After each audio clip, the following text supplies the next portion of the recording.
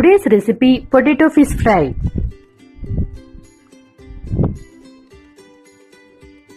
இதற்கு தேவையான பொருட்கள்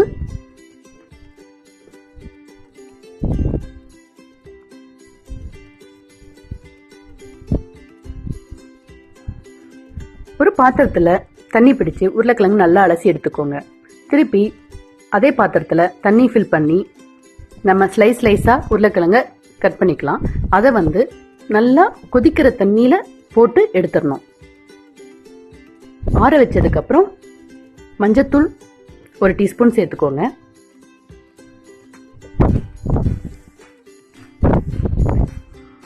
அதுக்கப்புறம் தேவையான அளவு ரெட் சில்லி பவுடர் இல்லாட்டி வீட்டு தூளா இருந்தாலும் ஓகே, மிளகாத்தூள் சேர்த்துக்கலாம். நம்மளுக்கு தேவையான அளவு காரம் எவ்வளவு வேணுமோ சேர்த்துக்கலாம்.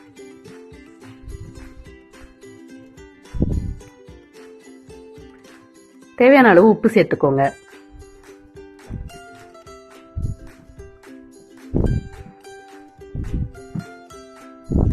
அதுக்கப்புறம் இஞ்சி பூண்டு விழுது சேர்த்துக்கோங்க. 2 டீஸ்பூன் சேர்த்துக்கோங்க.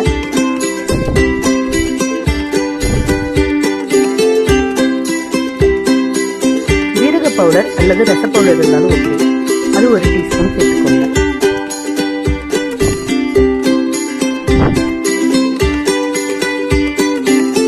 எல்லா மசாலா ஆட் பண்ணதுக்கு அப்புறம் நல்லா கிளறிக்கலாம். உருளைக்கிழங்கு எதுக்கு சுடு தண்ணியில போட்டு எடுத்தோம்னா அந்த ஸ்டார்ச் கண்டென்ட் போச்சுன்னா நம்ம ஈஸியா ட்ரை பண்ணலாம், தவால ஒட்டாம இருக்கும். அதுக்குதான் இல்லாட்டி குக் ஆகாம சீக்கிரம் ட்ரை ஆன மாதிரி ஆயிடும்.